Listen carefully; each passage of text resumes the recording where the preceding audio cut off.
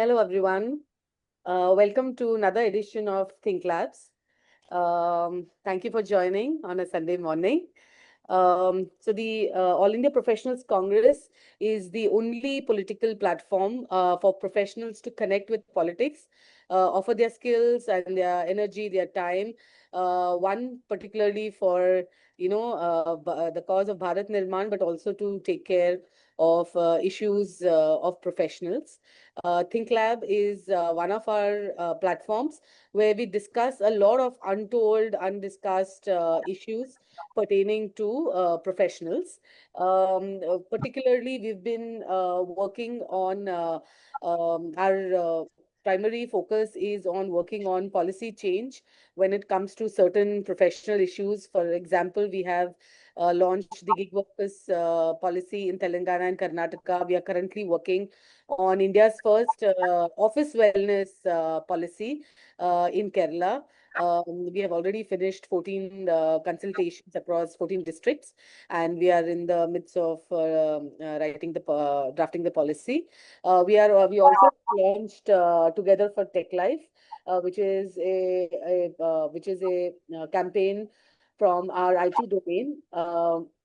And which is particularly to spread awareness, but also advocate for the many people who are going to be affected in the age of AI and in the AI and automation. So while Professional Congress and many other institutions and forums and people's movement are trying to are already expecting that a lot of people in the future, because not just because of technology, but for various economic reasons, financial reasons, international impact, are going to be affected, particularly professionals, but at large the working force. Some of us are here working on bringing in policies and bringing in awareness for safeguarding their rights. But suddenly there are some, actions taken by the government which just puts a question mark to saying, are they also thinking the same thing? For example, the labor laws which have come now, it doesn't only direct, of course, affect professionals, will be one small part of the communities which will be affected by it. But it is going to impact lakhs and lakhs of the people in the workforce. So that is where the AIPC team came together, particularly Navika and Vinod. Navika nationally heads our civil society and policy research domain. Mr. Vinod Subramaniam heads our IT domain nationally, and decided that we should have some discussion and get to know more about labor law, because currently also the way policies are kind of coming to are enforced, it's happening in so much of secrecy. No one knows who are the influencers. No one knows for how long this has been happening. No one even knows what was the reason this was done, right? All we know is suddenly the biggest positive that people, that even the say media has reported about this, is that there was a jump in Sensex and Nifty because of this new laws. As in, that just shows probably who it's going to benefit, frankly, right? While everyone should benefit from all policies, yes, of course, we have to think of all cohorts, but why does a certain class always suffer from it? So today, hopefully, we will get to know more answers about this issue. So to start with, I invite both Navika and Vinod, whoever wants to go first, to first introduce our guest, who will help us understand this policy better and its impact. May I just invite? Recording in progress. Hi, thanks, Pallavi. I think what I'll do is I'll quickly do an introduction of our speaker today, and then Vinod will ask the question so we can start. I have a small request to everybody. Everyone, can I just request everyone who's not speaking to just put themselves on mute, because there's an echo which comes otherwise, and it just makes it difficult to hear each other. First and foremost, welcome everyone. And I'm so glad that on a Sunday, so many of us have come together to hear about the new labor laws, which also means that this is an issue which is impacting all of us and has consequences to all our lives. And before we start, I would just like to say that to Mr. Akash Bhattacharya, that we have different verticals in AIPC, and we have civil society, we have gig workers, we have IT professionals, we have MSME, and health, and many other verticals, finance and CA. So today, Vinod from the IT vertical and we thought we should at least start this conversation in AIPC, and that's one of the reasons we decided we would do this today. Let me now quickly introduce our speaker for the day. We're so happy that we have this very distinguished speaker who's decided to speak to us today. Dr. Akash Bhattacharya is a trade unionist and a historian. He has been involved with many labor movements in Delhi, NCR, Haryana, and even Karnataka in the last decade.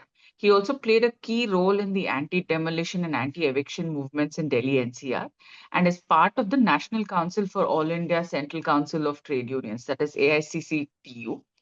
He has also taught at Azim Premji and OP Jindal University, and contributes regularly to via the leaflet, scroll, the news minute, etc. So we're very happy to have you here today with us. Over to you, Vinod. Thank you so much, Navika. Akash, welcome once again to this great session, and thanks for giving us all your time on a Sunday morning. Maybe I think probably we should start with you.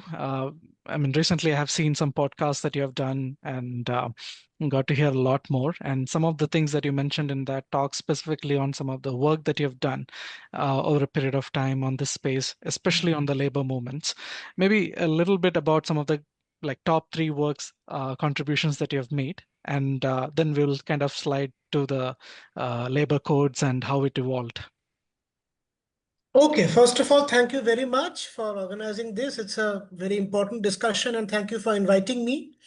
As far as my work is concerned, top 3, well, I think the way I would put it is, in some major labor movements, I've played a role as an organizer and an amplifier, whether it's Maruti movement in Manesar or ITI movement in Bangalore. So that's one. Also, in Delhi in particular, our work in AICCTU increasingly expanded into the informal sector and to neighborhoods, and therefore to a range of issues which don't come traditionally under labor organizing per se, which is question of housing rights, questions of environment, and so on. Particularly with regard to the eviction drives and demolitions in Delhi, have been part of initiatives to build a larger civil society coalition in the form of Awas Adhikar Jan Andolan. That's another one. Most recently, and this I think I consider as a very important work that I've done along with some other friends and colleagues of mine, which is in Gurgaon this year in July. There were these verification drives that started happening, targeting Bengali speaking, pardon?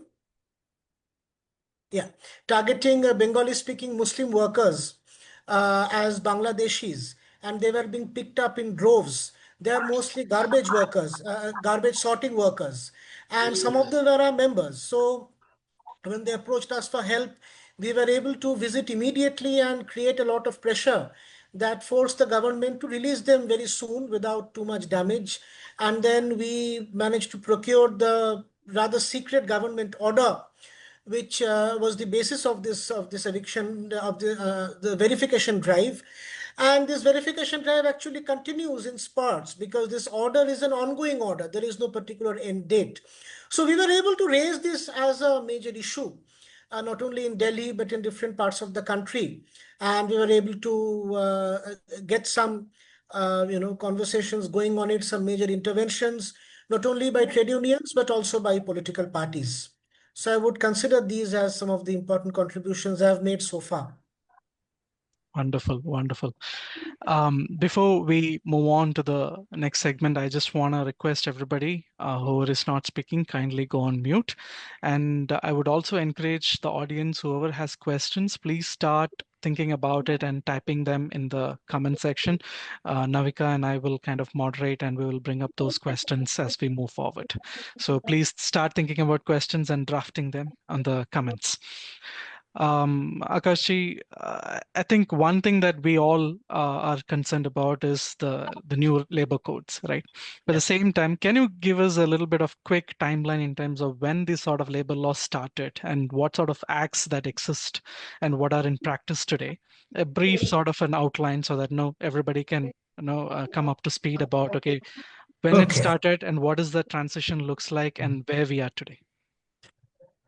Okay, see, labor legislation in India has an almost 100-year-long history, rooted in various labor movements which were part of the freedom struggle and then continued after the freedom struggle. And some of the most important labor legislations, particularly Maternity Benefit Act, these were actually pushed through by Baba Saheb Ambedkar when he was the labor member in the British cabinet in the 1940s. So over a period of 100 years, around 29 to 44, major labor laws have come up and they have evolved. Now, what these labor codes do is that they, in a way, amalgamate all these labor laws into 4 particular codes. Now, by amalgamate, I don't mean they just bring them together, but they also substantially amend these labor laws. These 4 codes are the codes on wages, the Industrial Relations Code, the Code on Social Security, and the Code on Occupational Health, Safety, and Working Conditions. Now, these 4 codes are rooted in certain policies of the first NDA government, which is the Atal Bihari Vajpayee government. And these had been in the pipeline since then. But of course, the government went out of power, and this issue came back into the agenda during the second NDA government, particularly around 2018-19. And all these 4 codes were actually formulated and passed in the parliament in 2019 and 20. Right, the code on wages in 2019 and the rest in 2020. Now, since the time they were passed, they were not notified, they were not promulgated. The promulgation has happened now.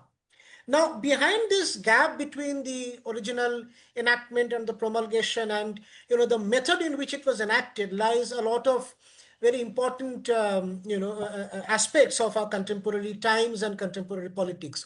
See, first of all, these were enacted with very little debate in the parliament. These were enacted when the coronavirus was raging, when there was massive civil unrest due to the Citizenship Amendment Act, and under those circumstances, these were passed.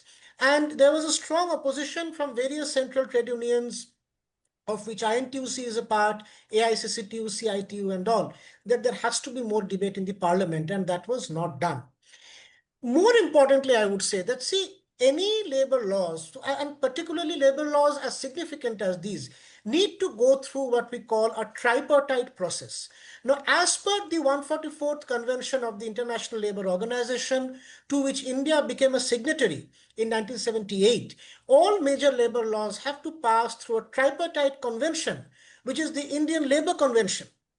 Now, this convention involves the trade unions, the registered trade unions, the government, and the employers' organization. And this is the space through which all major changes in the labor laws have taken place. And this has not been convened by the government at all since 2015. So from 2015 onwards, we have no ILC. By 2019, we have the labor codes. Now, after the labor codes come up, from that point onwards, again, no ILC. Till date, the first time the labor minister bothers to meet the trade unions together is after the 2024 verdict, when the BJP as a party loses majority. Till that point of time, there wasn't even a meeting convened by the labor minister with the trade unions. Now, as soon as these meetings were convened, the trade unions pointed out, where is the ILC? This meeting is not the right space. The right space is the ILC. Let's have the ILC. No ILC has been convened so far, but the codes have been enacted. Now, the other question is, why this gap? Some of the government reports have claimed that it's an administrative delay. I would like to think it's a political delay. Political delay because the trade unions opposed these codes as soon as they were passed. And from 2019 onwards, you find very important movements happening, particularly the farmers' movement, following which there was a coming together of farmers' organizations and trade unions, which have consistently opposed the labor codes.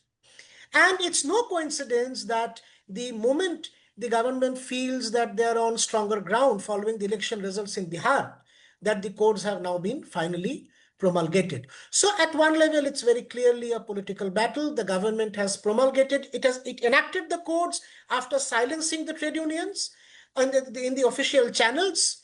While the trade unions have been active on the streets, the ILC has been disabled. The codes were enacted when the parliament could hardly discuss it properly. And the codes have been finally notified and brought into effect when the government feels on somewhat stronger feet. So this is in brief the timeline and the history of how the whole thing has come about. Great, great. Given that context, with the new labor codes that were recently notified, even though, as you rightly said, it was passed in the parliament a couple of years ago, what are the key features that you think which is probably labor friendly in nature at all, or who at all it sort of supports? But at the same time, let's also look at broadly where I think working population should be concerned about. Yeah. So that's a very dense thing, actually. It's very difficult to kind of summarize in brief, but I'll try my best. Let me quickly go over the four codes.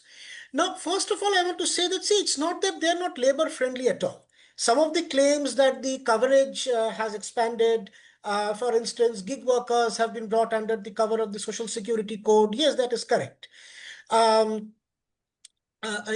Contract workers earlier who were largely left out, they have been brought under the coverage of various kinds of provisions. Again, that is correct.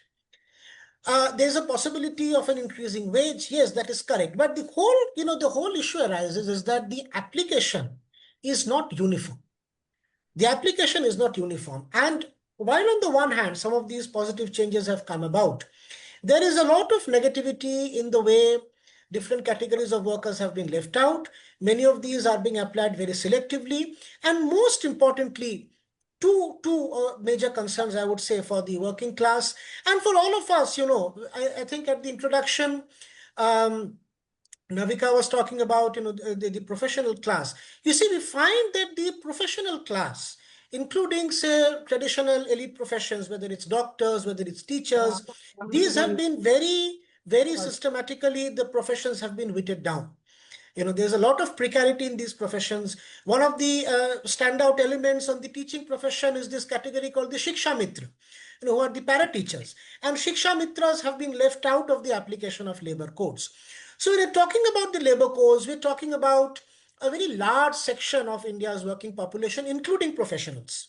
So within this section, there is a very selective application. There is an institutionalization and a legal recognition of various hire and fire practices through fixed term employment and a recognition of contract labor system even for categories of work on which they were not recognized earlier, right? So the expansion of the contract labor system, legal recognition to it, the institution of fixed term contracts, alongside that, a drastic reduction in the bargaining power of the workers by making trade union registration more difficult, a legal strike a virtual impossibility. On the whole, the bargaining power of the workers has been drastically cut down. And on the balance of it, I strongly believe this is in favor of the big companies and the corporations. And I want to add here that, we keep talking about, whenever there's talk about companies and workers, we tend to criticize many pro-corporate policies by pointing out the human cost. But I want to point out the economic cost. The economic cost being that if you have a large section of the population living in poverty wages, you essentially have a very low effective demand. You are providing, the context for large-scale socioeconomic instability. So economically, I think there's a huge concern. Now, this is in brief. If you want, I can go through the key provisions of the four codes. That will take me around 10 minutes. Do we have the time for that? Yes, please do. Please do. Go ahead. Please do. Okay, sure. Okay, first of all, the code on wages. You see, this code absorbs four laws, including the Minimum Wages Act 1948, Payment of Wages Act 1936, Payment of Bonus Act 1965, and the Equal Remuneration Act of 1976. On the plus side, the code applies to all employments and not just to scheduled employments as under the Minimum Wages Act, but By universalizing applicability, the question is, does the code do away with the federal arrangement in which the states would form schedules of employment and fix minimum wage through the tripartite mechanism? Now you have the central government, which will have a technical committee to devise a national classification of various kinds of employment and fix the minimum wage. There is talk of harmonizing these with the state laws, but that remains to be seen given the rather anti-federal approach of the current government to what extent this happens. Now, the code excludes agricultural workers in farms employing less than 5 workers, domestic workers in households where less than 5 workers are employed, which means most of the domestic workers, the NREGA workers, the partners in gig employment, all workers who are not declared an employee by the appropriate government under various schemes, for example, ASHA, Anganwadi, Shiksha Mitra, etc. So a lot of exclusion also. Now, how will the minimum wage be calculated? See, as per the earlier norms, minimum wage was calculated based on a balanced diet of 2,700 calories per consumption unit. Now, the phrase balanced diet has been removed. It paves the way for inclusion of low cost and less nourishing food items into the calculation of minimum wage. Also, as per the code, the rates of rent as granted by the industrial housing plan earlier has now been changed to 10% of food and clothing expense as part of the minimum wage. Now, our position is that linking rent cost to expenses on food and clothing has no rationality. Rent cost is not contingent on food and clothing inflation. And in fact, when the food cost will be lower, rent allowance will also reduce as per this calculation. In urban centers, the HRA under the 7th Pay Commission is calculated in the range of 16% and 24% of basic pay. So the flat rate of 10% is discriminatory on principle and insufficient in urban areas. Central ambiguity lies in the conception of the floor wage. This code mandates the union government to fix a floor wage below which no state can set its minimum wage. However, it does not statutorily bind the government to the nutritional and consumption standards laid down by the Supreme Court in the Raptakos bread case. So now the fear is that this would institutionalize poverty wage at the level of the floor wage rather than a living wage at the level of the floor wage.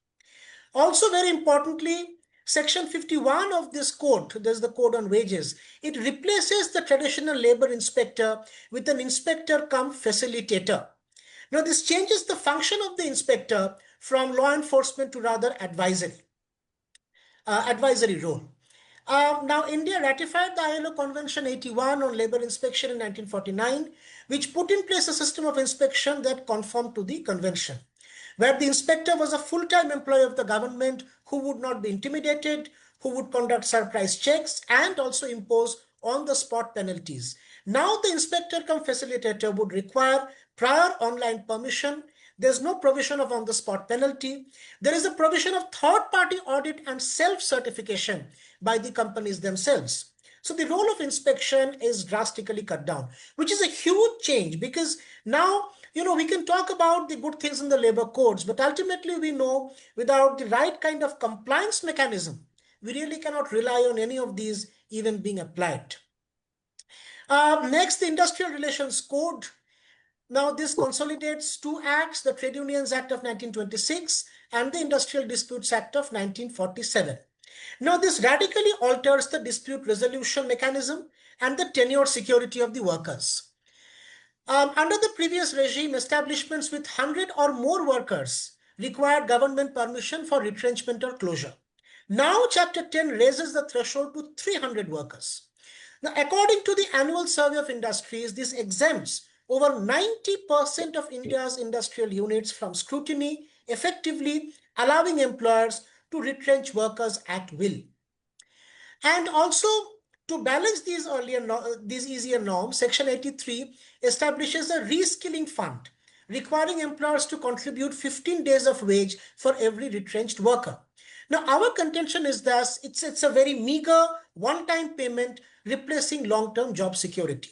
And further diluting security, Section 2O of this code gives statutory recognition to fixed employment, allowing employers to hire workers for specific conditions for any work including core perennial tasks. This was not allowed earlier. You could hire workers for fixed term on contract only for kinds of work which were not perennial, kinds of work which were temporary. So temporary workers for temporary work. Now that changes. So this allows the management to renew contracts repeatedly without committing to a permanent tenure. Lastly, the code also impacts collective bargaining. Section 62 mandates that workers in all industrial establishments must provide a 14-day notice prior to a strike. Crucially, strikes are prohibited during conciliation proceedings. Now, since conciliation commences immediately upon the receipt of a strike notice, and the state can prolong it indefinitely, the legal window to stage a lawful strike is effectively closed. Additionally, the requirement to frame standing orders now applies only to establishments with 300 or more workers, up from 100, effectively removing the rule of law from the factory floor for smaller units. The third one, the Code on Social Security, it merges 9 laws, including the EPF Act. Now, this code, on a positive note, recognizes gig workers and platform workers for the first time. However, it stops short of defining them as employees. Consequently, aggregators like Uber or Zomato, they're not liable for standard contributions like the PF. Instead, the code proposes a welfare fund financed by a levy of 1 to 2% on the aggregator's annual turnover.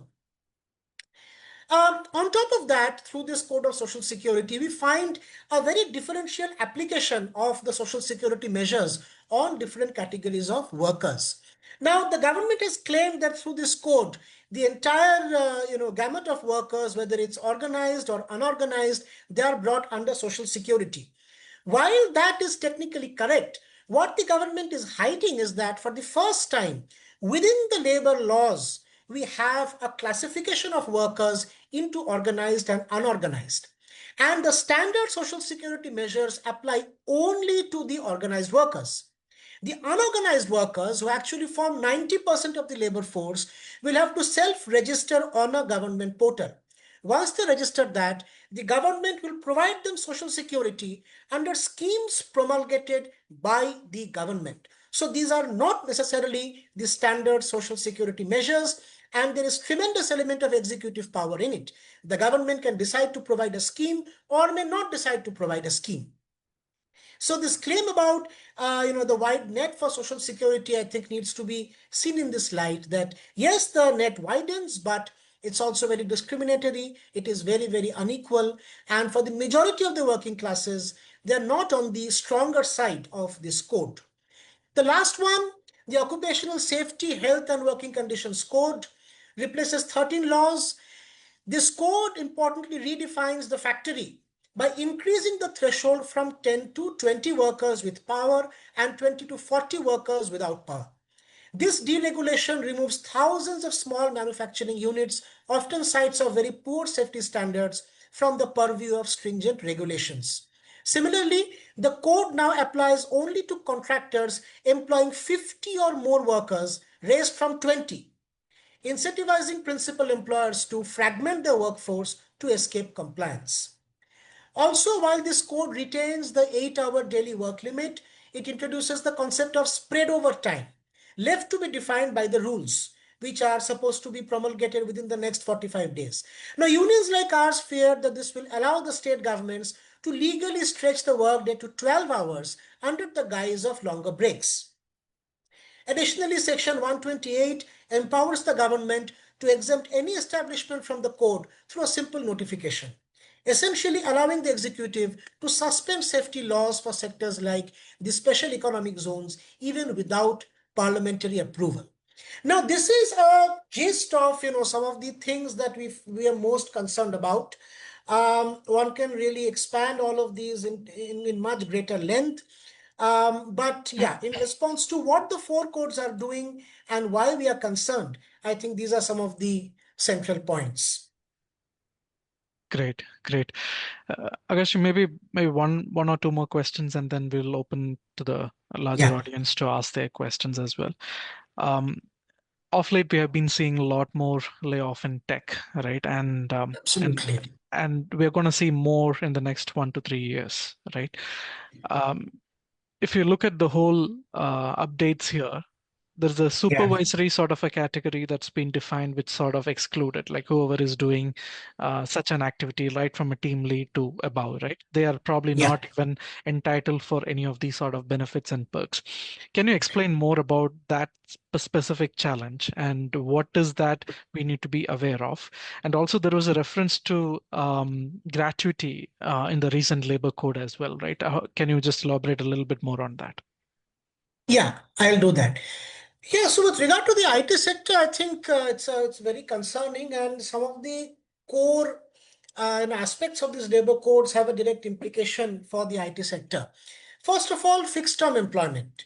I think the legalization of fixed term employment is going to, allow the hire and fire regime to actually strengthen and, get legalized.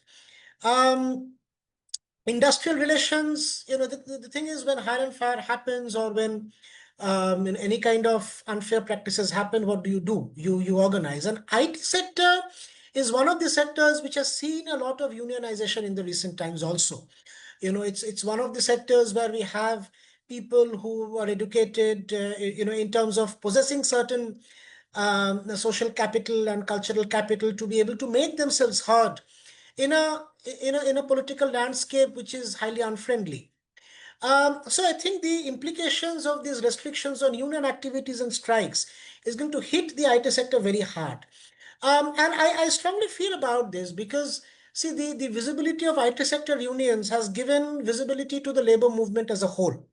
Whereas other unions, for instance, many of the affiliated unions in AICCTU, we have sanitation workers unions, construction workers unions. There's a lot of activity going on, but the challenge of getting ourselves heard is a big one. But the IT sector unions have been able to do that. So the restrictions on the unions, I think, come hard not just on the IT sector, but through that on the labor movement as a whole. Also, this gradation of work into organized and unorganized work, and the official recognition of unorganized workers, and the differential standards of social security that applies to them, again, I think is very relevant for the IT professionals. So I think, these three are some of the pressing concerns that I found most relevant for the IT sector. Now, what we need to be aware about, I think this is something which we were discussing, Navika and I, when we were planning this, that what is it that we need to look out for? I think, not just in the IT sector, on the whole, we need to look out for, first of all, the exact rules. A lot of the things said in the codes, these are vague pronouncements, and the exact implication for them is going to be through the rules. So what exactly do the rules say? And secondly, whatever the rules are, to what extent are they being complied with within our workspaces? I think that can be a very good point of entry for different categories of workers, especially the IT workers, to actually become a very vocal stakeholder in the labor process. And now, um, with this kind of workshops happening, I think it's a great opportunity to educate a large number of IT workers about the exact nature of the rules and the laws, and create maybe, a workforce which is a bit more repressed than earlier, but more vigilant. So I think a greater awareness of the rules and their implementation in the workplace is something that we really need to look out for. On the question of gratuity, yes.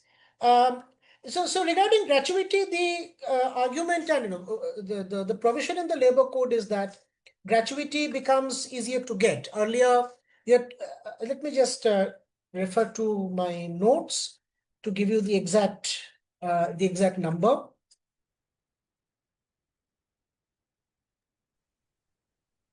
Just a second. So basically, earlier you see gratuity applied after a longer period of work. So Yes. now gratuity applies for a shorter period of work. That is the big change. So again, that's a positive thing. That's a positive thing. But the whole question comes down to who is really benefiting from it. ESI, gratuity, these are the standard, social security measures. If these apply statutorily only to the organized workers, and not necessarily to the unorganized workers, unless the government, through an executive order or through the rules actually notifies them, creates schemes for them, then these are not benefits which majority of the workers are able to obtain. And that's my central critique, my and our union's central critique of the code. A lot of the things which sound positive, they are positive, but they apply to a very small section of the workforce, and that takes away a lot of the positivity from it. Sure, sure. Thank you so much, Akash. I think now we will probably start taking questions from the comments. Navika ji, over to you. Thanks, Akash. This was really helpful and enlightening. And I think this requires a lot more work from us also. I would like to bring up some of the questions which have come up. First is that the question on the rationale behind firms with up to 300 workers, which moved up from 100. Is there any rationale which has been given by the government for the decrease in this number, or does it seem a little arbitrary? No, I mean, this government doesn't quite believe in giving rationales, unfortunately. So, I mean, when ILCs have not been convened for years, rationale for specific provisions is really beyond our expectation at the moment. But the government doesn't have to say anything. I think it's pretty evident from the very nature of this provision. As I've pointed out while discussing the four cores, all throughout, the threshold of application is being raised, right? Earlier, if you had 10 workers, codes applied. Now, if you have 20 workers, 100 workers, here 300 workers, which basically means it's a large SOP that is being given to units which are smaller to be able to run their own show, basically. And that's it's a way of encouraging the private sector to actually reorganize their operations into smaller units where labor laws won't apply and they can really do whatever they want to. So it's being called ease of doing business. But as I've pointed out already, that ease of doing business, that's only one side of the economy. Ease of doing business comes at a human cost and at an economic cost. The whole approach to the labor codes, along with other policies that we find, that strengthening the big corporations is basically strengthening the economy. That logic itself needs to be questioned, and I think that's the logic that's behind a provision like this. You see, a company which is big, they will be able to reorganize their provisions into smaller units to be able to move out of the compliance zone. So it's a call to bigger corporations that reorganize yourself. There is enough provision for you to get away with compliance and just do as you please. So that's where it's coming from. Thank you. So our next question, I'm going to combine this question on agriculture. So our colleague who heads the agriculture vertical is asking about what is the the labor codes, and what is the considering agriculture has seasonal employment, and then it's very dependent on climate, and it's also risk prone. What are the labor laws?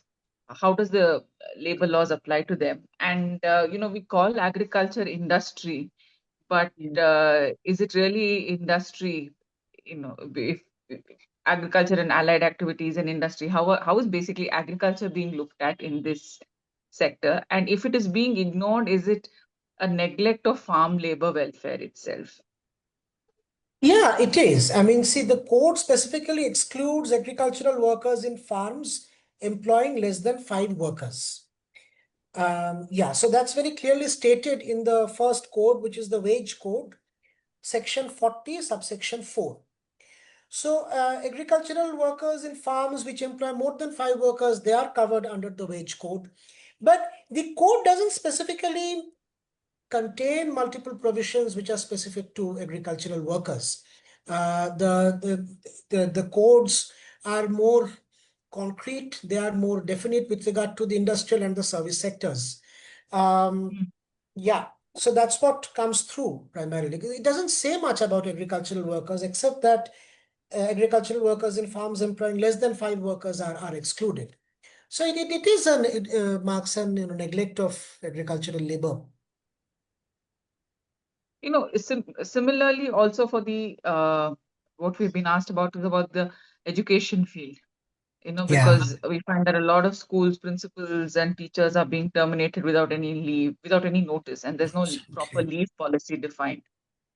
And so, how are these sectors being? Yeah. So education sector traditionally comes under various service rules. But as we know, in the private sector, the service rules are quite arbitrary.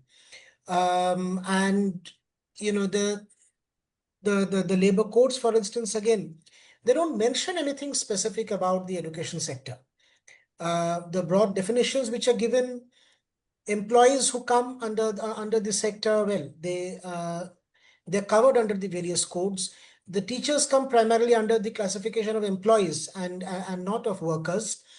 But beyond that, the kind of expectation that we would have of, provisions that can help us stop these arbitrary retrenchments, that can change the nature of the contract which the teachers are being offered, which are basically fixed term contracts. So, for instance, in private schools and colleges, even in contracts um, which are contracts of permanent employment, so to say, which state a particular retirement age. Even those contracts state that your employment is subject to annual review, and the annual review becomes the site for asking a lot of people to leave or to kind of dismiss them in different ways. There's absolutely no protection against any of that. As I said, that it actually legalizes this process. It legalizes fixed term contracts and legalizes unorganized work and contract work across various sectors, including the education sector. Okay. So, Akash, I'm going to ask one question and then I'm going to open it up because this question was there in the chat box. After that, I would request participants to just sort of raise your hand and then we ask the question you would like to ask. So, the question on SCZ, suspending safety laws and all, what does that actually mean? Suspending laws in special economic zones and all, what are the implications No, the of it? labor codes, yeah, right. No, the labor codes don't mention anything specific about suspension of laws in SEZ, but it actually gives widespread executive authority to the government to either notify certain provisions, implement certain provisions, or not implement certain provisions. So, for instance, the whole question of social security benefit for unorganized workers. Now, there is no statutory guarantee of any of that.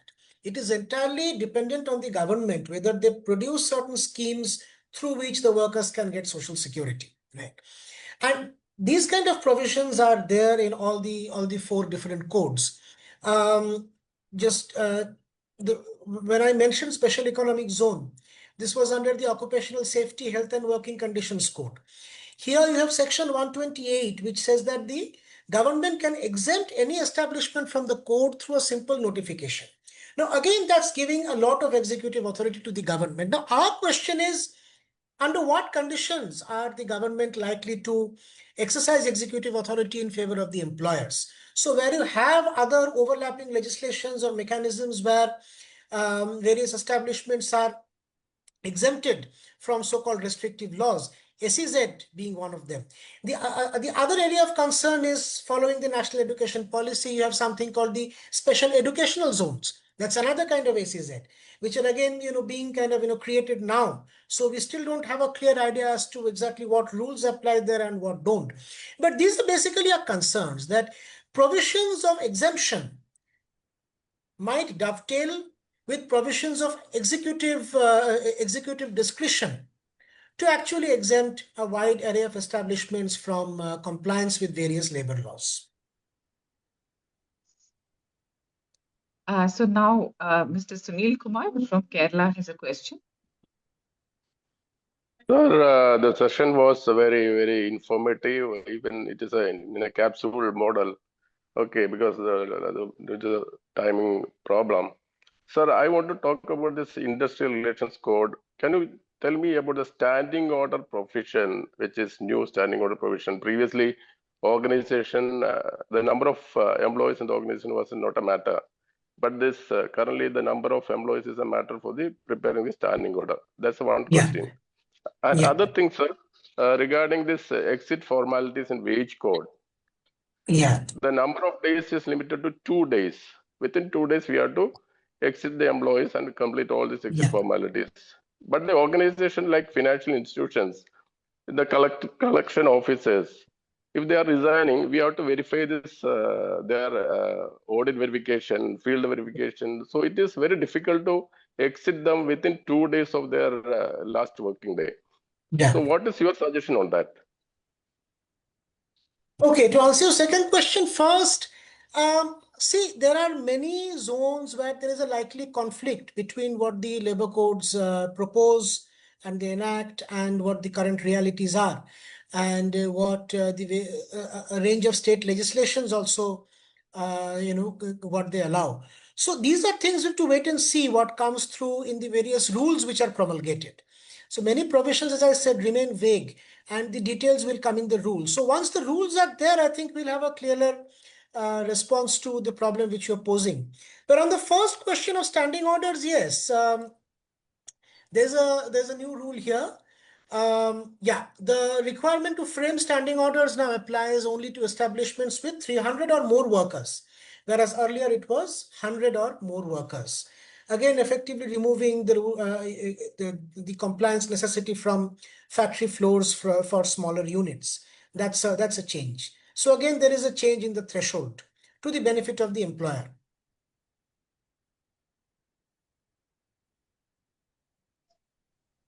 Okay, thank you.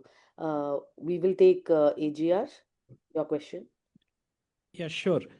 So what we have observed is these rules were framed on the courts about 5 years back. And most of the platform and gig workers, it's a positive that they got included. Yeah. Now they say it is about 1 to 2% because most of the fintechs who are running are not that profitable or some are not loss making, about 1 to 2%. Now they have become very smart. Rather than taking, 90% as commission, as revenue and passing on to the drivers or to the gig workers, now they move to a subscription model where Right. only 10% of the value of the transaction comes as revenue. So the contribution of 1 and 2 will be very, very minuscule because of the time gap and the change in model which has happened in these 5 years. This really is not a very positive for the actual gig workers if you look from that aspect. So the question is that 1 to 2% really sufficient to? No, it's not. That's what we're saying. It's not sufficient. It's very low. And again, see, the gig workers coming under the Social Security Code is nearly not enough. I mean, ultimately, whether the provisions are applied, to what extent they are applied, a lot depends on the bargaining power of the workers, which is where there is a need to recognize the gig workers as workers and not as delivery partners. So there is a need to include them as workers in the wage code, in the industrial relations code, and so on, which doesn't happen. So in the absence of that, the bargaining power also remains very low, over and above the fact that the amount is nearly not enough. Okay, and so what's the way out? For everywhere there are issues, the threshold have been increased so that many are excluded. Second, these kind of loopholes are existing where, the actual purpose of these codes are not being met. Yeah. Can I just request, let's just take one question per person because we have lots of. Sure. Mr. Sudhakar, and then we have Tasneem. Thank you, Navika. Good morning, Mr. Akash. My name is Sudhakar. I'm heading for the MSME. Yes, all these codes now, it was 29, now it is bundled up into 4. It is already, most of the things were existing. For the sake of things they are talking, they consolidate it. It is about the basic things. Yeah. And here, on behalf of MSME, point of, from the MSME point of view, I'm just talking. Now, the most important things, all these things are for the betterment of the laborers, which as an MSME, we are very, very keen and we like to implement most of the laws and we do it in utmost care. And in fact, the wages, what we pay is much more than what has been prescribed. This is what and still, we find a lot of, issues and we don't get laborers. The most important point we were talking about is the gratuity. The gratuity is one which was given yearly was for the after, long term of working and some, there must be a gratuity to be given for the sincerity of the workers and long term. Now, and this also ensured for the longevity of the workers with the company, right? Now, this has been brought down to 1 year from 5 years, which means none of the employees will stay back in a company. Just imagine from the point of view of MSMEs, every year somebody will leave. He works for 1.5 years, let us say. In half year, I'll have to pay the gratuity. That is not at all. But the question is the longevity. How to create an employee in ecosystems, give him your training for a long term, and how to get the productivity. This is definitely, it is going to be a stress point for the MSME's point of view. Yeah. This is what I like to really talk about this. Maybe the forum has to discuss in a larger way and do something more on that. Other than that, of course, 100 employees, they will increase to 300 employees. As you rightly said, it's all for the UODP. In fact, I hit the UODP also for this, some of the forums. This is a way. But mainly this one is very, very important. What is your thought on this? And ESA also been covered now with even single employee. It has been now implemented. I agree with what you said. I mean, I don't think I have anything to add on this question per se. I mean,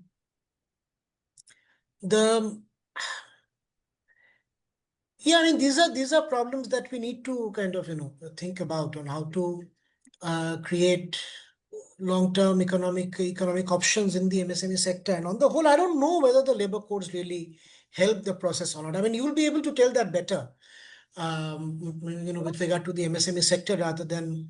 And I'm not an MSME expert in any way, so I think I'd rather defer to you in this matter rather than give an opinion of my own. Tasneem Arif.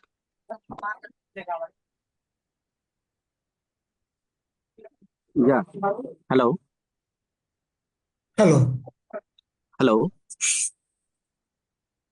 Hello. Yeah. Good morning, Akash ji.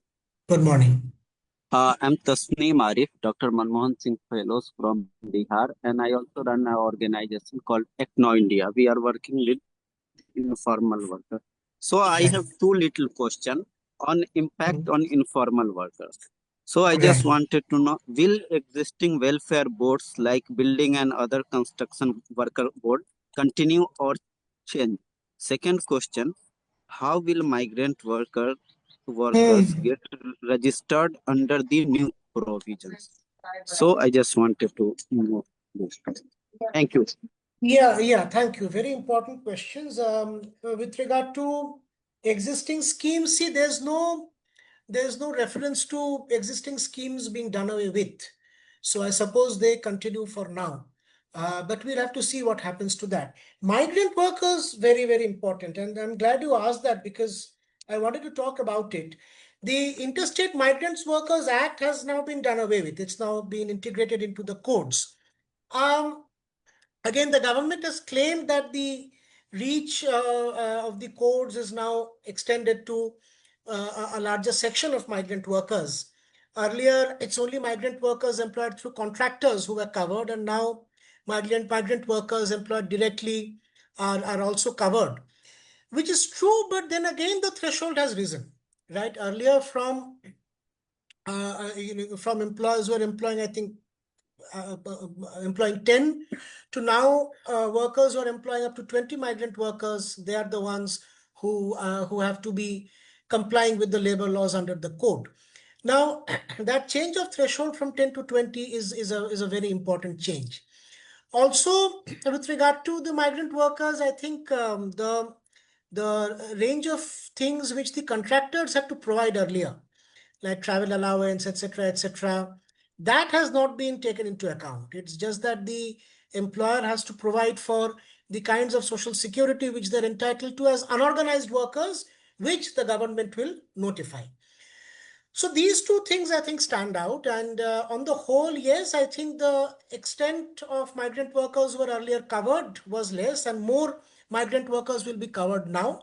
But whether they will get more benefits or not, I think that's something which we have to wait and see on the kind of social security schemes that the government notifies for unorganized workers.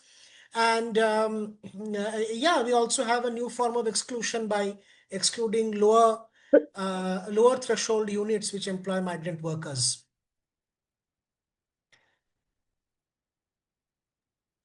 Thanks, Akash. Okay, Surya, thank you, Akash. Thank you very much. Surya, please go ahead. Yeah, thank you, Navika. Hello, Akash. Thank you so much for this seminar, first of all. My question is, any details on the job security and anti-discriminatory workplace rules for LGBTQIA workers in the labor law draft? Nothing at all, unfortunately. These are things which should be there. You see, job security and workplace safety for LGBTQ people, that's one. And also, we have strongly pointed out that the Vishakha judgment and the question of sexual harassment at workplace has been completely ignored. And this is very important because it's being paraded that this is now a more women-friendly labor code where opportunities for women have increased in terms of women now being allowed to work at night alongside facilities like creche and etc. etc. Now, first of all, women being allowed to work at night, we don't necessarily see it as a positive thing.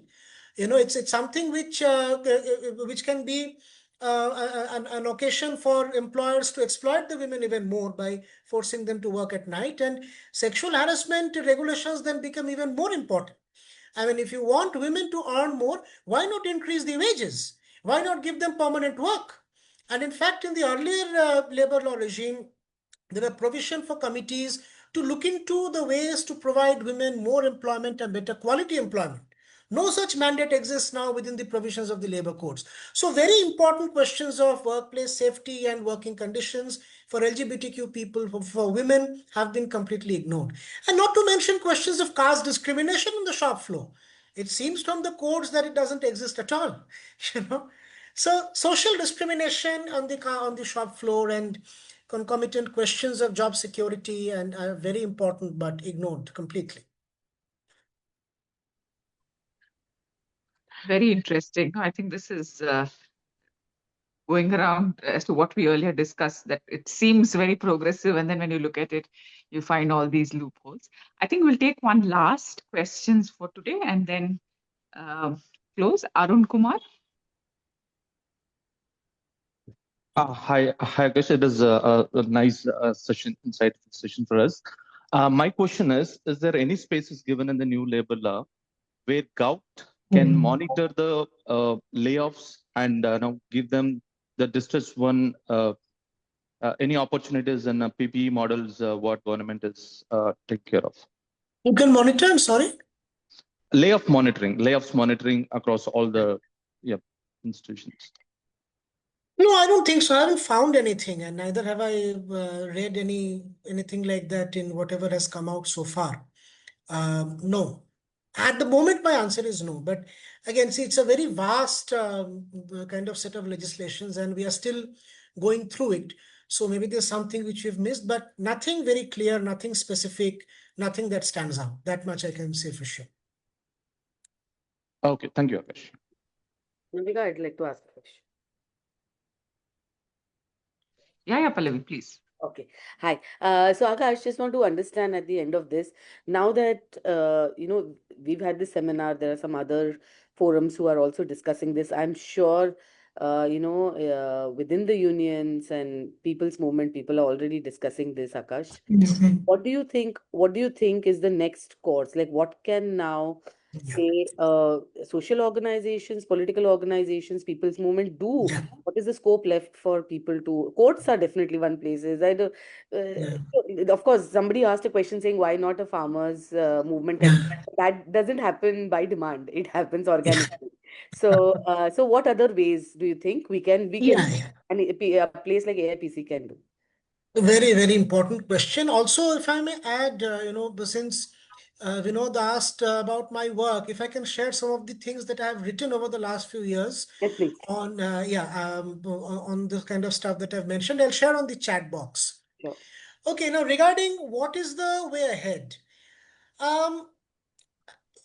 you see, again, as I said, as you said, that movements happen organically. It doesn't happen on demand.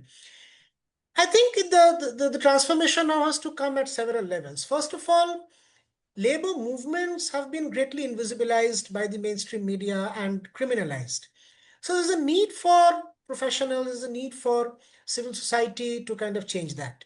And in every discussion that I'm part of on the labor codes, a lot of people have asked me, क्या अभी भी ऐसे संघर्ष होते हैं? हाँ, बिल्कुल होते हैं, लेकिन उसको या तो सही दर्जा नहीं दिया जाता है, it's criminalized. It's this whole impression that any kind of assertive workers' voice is anti-business and anti-development. I think this has gained immense ground in society. And I think civil society organizations, by amplifying voices of labor unions and working people, and also creating our own modes of discourse on what it means to work. Work is not something which the worker out there does. Work is something which we all do. Working class rights and workers' rights as integral to citizenship rights and constitutional rights. I think that kind of a discourse needs to be created.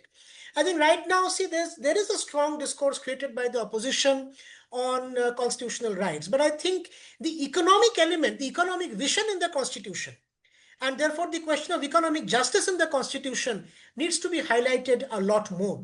And I think that will help us change, some of this consensus that has emerged, that labor struggles and labor movements are, to be kind of, set aside. They're of no good. So that's one thing that needs to be done. I think a new kind of a discourse on economic justice, which talks about workers' rights as integral part of constitutional rights and citizenship rights. So that's one. Then amplifying voices of unions. I think organization like AIPC can play a big role in helping the trade unions to come together even more. Now we have a joint platform of central trade unions, the JCTU, which was formed after the farmers' movement and partly as a response to the labor codes. But still, there's a lot of kind of discordance and differences, not necessarily on issues which are very relevant, to be honest. I think what unites us now is much stronger than what divides us. But there's a need to push this unity a lot harder than what we have at the moment. And I think there are some voices external to the trade union space, but which are very concerned about these questions, can play a huge role. That I think is very important. But also, the JCTU, as it comes together, there's a need to do more work on the ground. What you said, that farmers' movement happened organically. I think a strong labor movement can also happen organically, but a bit more groundwork is required along those lines. Now, there, again, I think civil society has a big role to play, because when I say groundwork, it is not just workplace organizing, which is traditionally the trade union method. Because you see, with the large-scale informalization, the workplace itself has been destabilized, And now, therefore, I think the working class question needs to be entered through a range of other questions which are overlapping, like questions of housing, questions of basic amenities, questions of environment. So like what's happening in Delhi at the moment, air pollution, it's a centrally working class question. I'd written something on this recently, because this year on May Day, there were some very good programs on overlapping labor and environmental movements. I'll share that article with you here. So there's a need to enter the working class question through a wide range of overlapping questions, and not exclusively through the trade union method. So there again, I think, as professionals, as citizens, as we are involved in various people's movements, we can bring in the working class question more strongly and create a stronger basis for solidarity. So there are lots of things that we can do together. And I think on the whole, we need to be together a lot more than we are at the moment. So there again, we all need to play an important role. Let me just share some of these articles based on which I'm talking. Sure. So I think we're done with, your session has been so interesting. We're constantly getting more and more questions, and I don't know when to close. I'm in no hurry, to be honest. I'm happy to. Navika, we can take another 10-15 minutes if you wish to. Yeah. Whoever Definitely. has to leave, of course, please, you're free to leave. But I think if there are questions coming, such an important this thing, we can continue for another 10-15 minutes. Sure. So the one question is, what are the safeguards that have been built into the law to prevent exploitation, environmental damage, and unsafe working conditions for citizens? And are there any mechanisms introduced for public accountability and labor representation and independent oversight so that industrial development does not come at the cost of social justice? See, all this is of course there. I mean, you have an entire code on occupational safety. You have an entire occupational safety and workplace conditions, etc. So it's not that there aren't provisions. The whole question is about applicability. That these provisions seem to apply very selectively and seem to leave a very large zone of the service sector and the agricultural sector, industrial sector out. So it's very selective applicability. It is weak applicability that becomes the major issue. Now, I'll say this, that for all its flaws, if the labor codes as they are actually properly applied, it's great. I mean, I'm not saying the labor codes are great. I'm saying the impact will still be considerable and significant. But the application is a really huge, matter of doubt, because, going back to the previous labor regime, when we are saying that the earlier labor regime had certain better provisions, the fact is that very few of them are actually applied.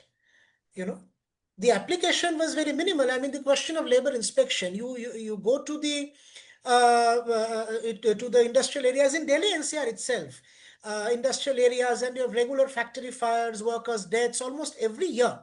And the one thing you find everywhere is the virtual non-applicability of safety standards. Then we have done a lot of work along these lines. Then the Joint Trade Union platform in Delhi, we have then gone around complaining to the labor commissioner, and there you find that the labor inspection system has virtually collapsed. The labor courts are virtually collapsing. They're in a very bad condition. So the existing compliance system was already very bad. In a sense, the existing labor laws were, completely diluted in terms of their application, even before they were done away with. So the question of application on the ground remains a huge concern. So that's what I would say, that the provisions are there, particularly with regard to workplace safety. Independent authority to look into it. Yes, there is scope for third-party certification for labor compliance, for compliance with the new laws. But who is this third party going to be? And who will decide who this third party is going to be? Is the government going to accept, say, a labor rights organization as a third party? Or is it going to be, some NGO which is closer to the government, which is likely to let the employers off, that are going to be acceptable as third party? So it's all left very vague, in terms of who this third party is going to be. And that's where, and as I was telling Vinod, the next major stage of confrontation lies, that the actual rules and how these are implied, that are the positive provisions even going to be applied, in the proper manner? If it is going to benefit some sections of the workers, no doubt about that. Thanks, Akash. There was, you talked about migrant labor earlier, but there's been one more question from the architects wing on migrant labor and at construction sites, and how they're not able to register, and because of that they don't get any of the welfare benefits, and they're constantly moving, and the children are not getting any. So how do we address that? Is there something about this in the act? There's nothing specific with regard to labor chalks, right? With regard to labor chalks and migrant laborers who are constantly on the move. But on the whole, as I said, that the lowering of the threshold of the applicability of almost all of these laws actually puts all these categories of the most precarious, most unorganized and unstable labor force in a position of great precarity.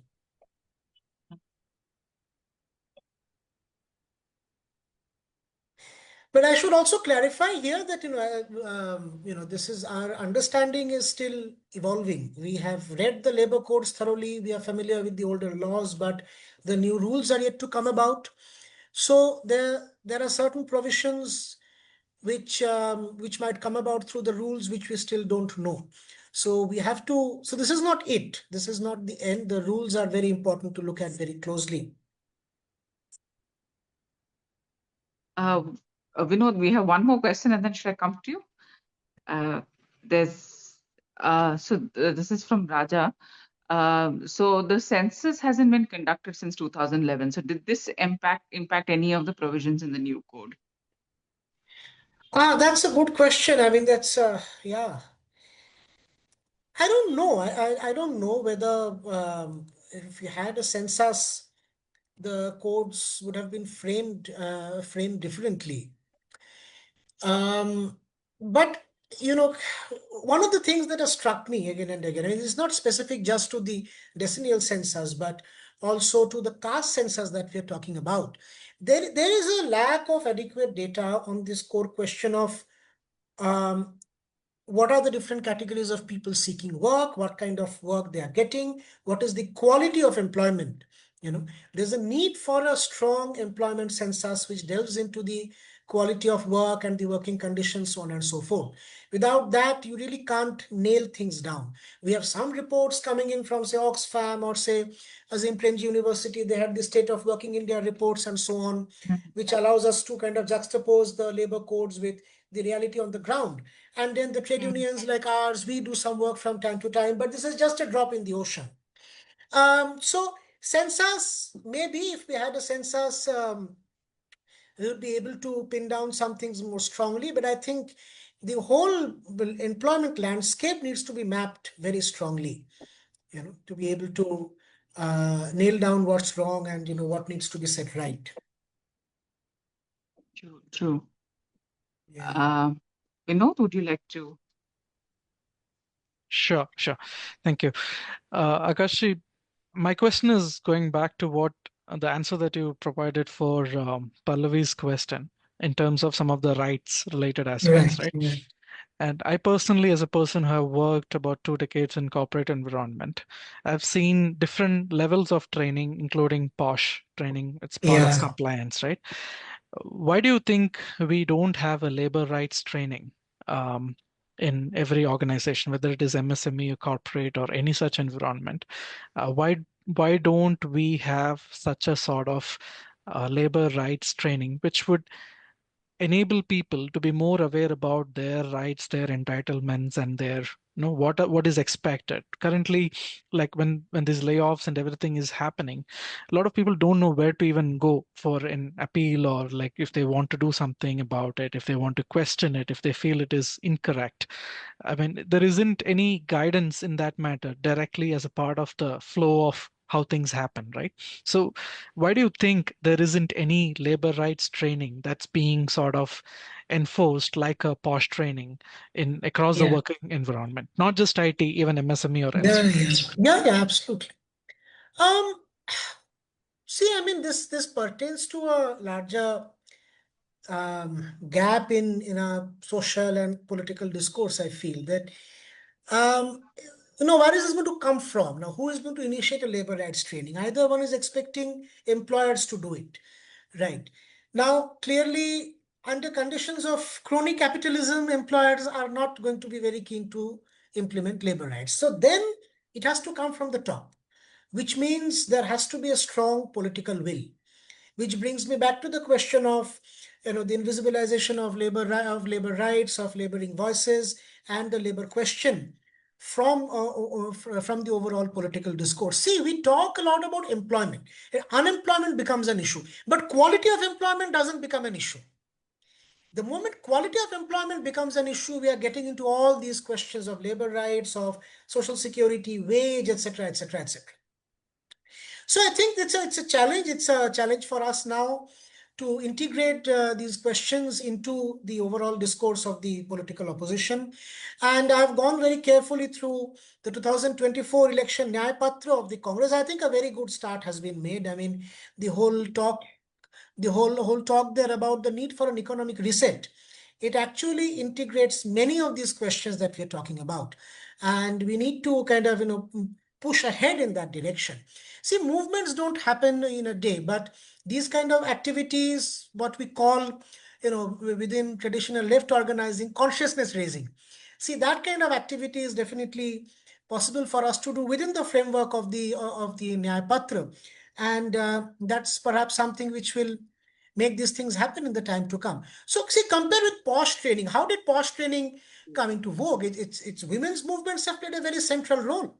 It's women, it's the impact of women's movements that have made posh training such a, I mean, I still wouldn't say it's a very common thing, but it's more common than other kinds of training in labor rights.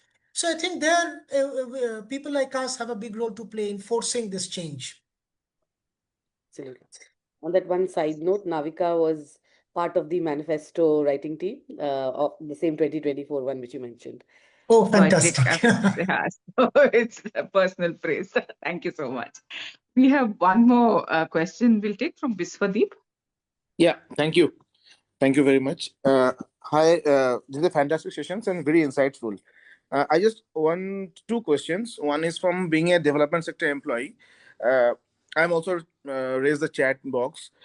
After seeing the US aid disaster, you know, the most of the NGO sectors is dependent on the FCRA grant and Yes. foreign fundings grants, and now its spectrum is huge in India.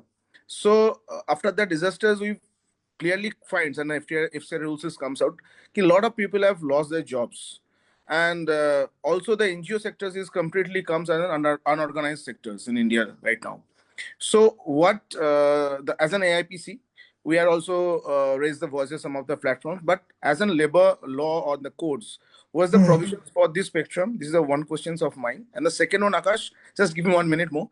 I'm working in the development sectors and I've seen the agriculture workers. Most of them are the women agriculture workers. They are working in the field. But as per the policy in India, the agriculture workers means the in the main. If you see the all the entitlements come from the government, is name of the men farmers. Farmers mean the men's. But in the agriculture field, women are working more than the men in the field of huge states like Punjab, Madhya Pradesh, the states. So what is the entitlements we can include in the policy for the women farmers? They're not entitlement, they're not the rightly waged, but they are working like 70 to 80% in the agriculture fields. Yeah. So how our labor law and the code and the AICC and AIPC can work on these two topics? So can briefing and give me some insights about that. Thank you, Akash. I suspect that you might have better answers than I would on these two, because on the NGO sector, it's a very important question. I must admit I have not looked into that as yet, and we as a union, we haven't quite looked into the impact on the NGO sector. We'll do that, and hopefully we'll be able to figure out an answer soon. Our focus of deciphering the labor codes has been primarily on the industrial and the service sector so far, as AICC2, and that's where I'm speaking from. Yeah. Agriculture sector, as I said, that we have seen that it doesn't apply to certain parts of the agricultural sector. With regard to how labor laws can be made relevant to the working women and other sections of the agricultural laborers, I am no expert on that, to be very honest with you. Okay. Yeah, that's something which I wish to learn from you and from our friends and comrades working in agriculture, especially from our farmers' organizations. That's for me to learn, and for us as a trade union to learn. Thank you. I will love to work on the NGO spectrum, and that's part, because I'm working on the development sectors from since 13-14 years. So I love to do that. Yeah. Thank you, Akash. Definitely. Yeah. Also, Biswadeep, please do reach out to us to the Civil Society Policy Research Vertical. Yes. We would like to work further on this. Yeah. Thank you. Yeah, he's the Manmohan Singh Fellow. So. Oh.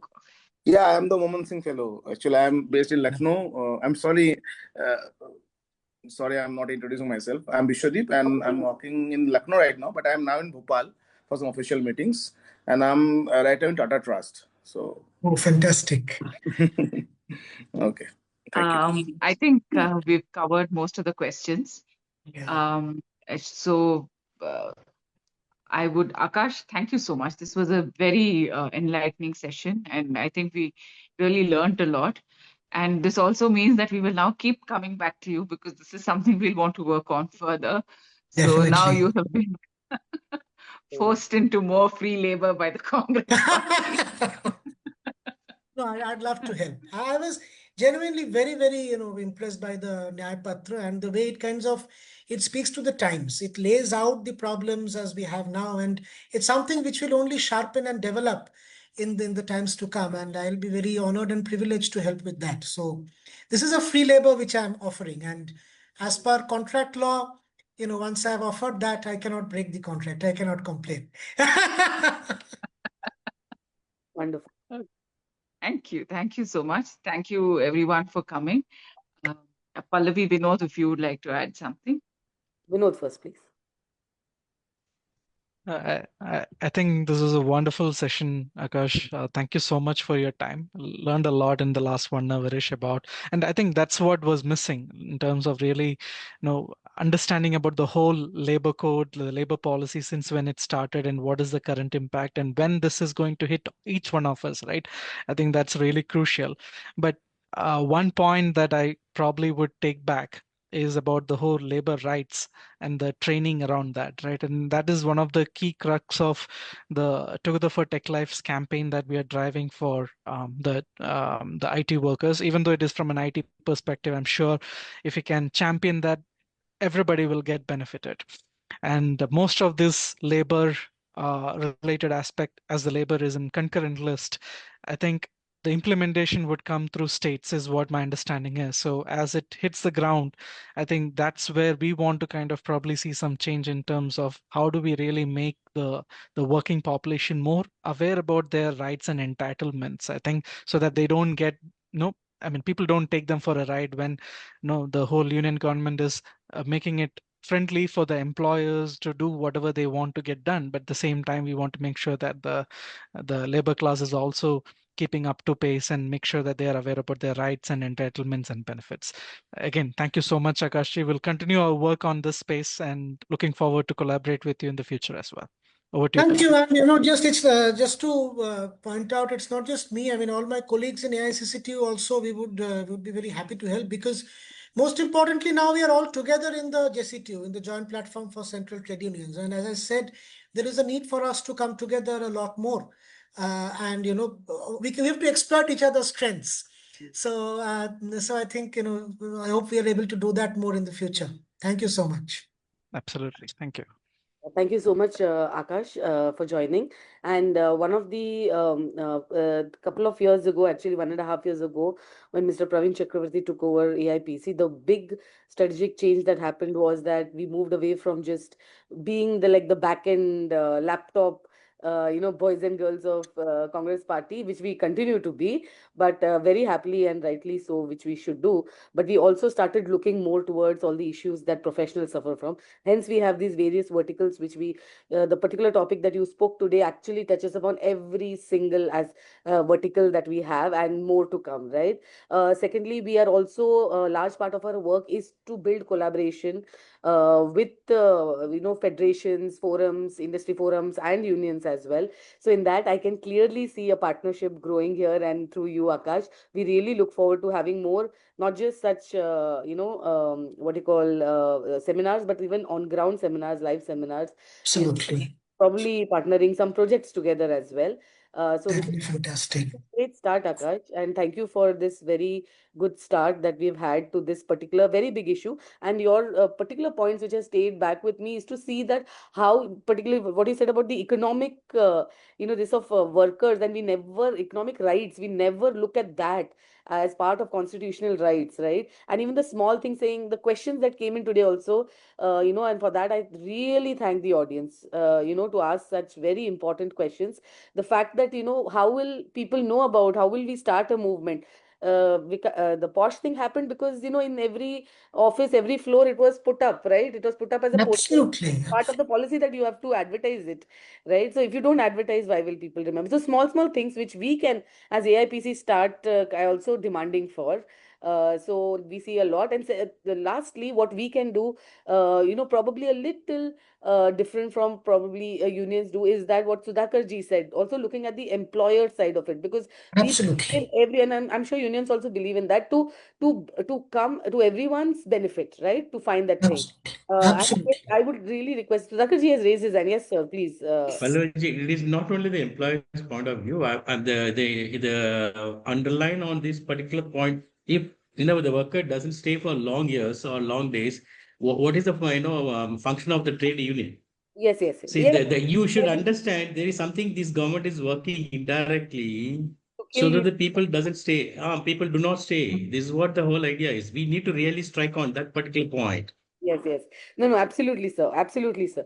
So, so this is where we are. So, thank you very much. I also thank the audience. At one point, we had 65 people, which is probably one of the largest, forum on a Sunday that we have got morning. Thank you so much, audience as well, for joining in such large number.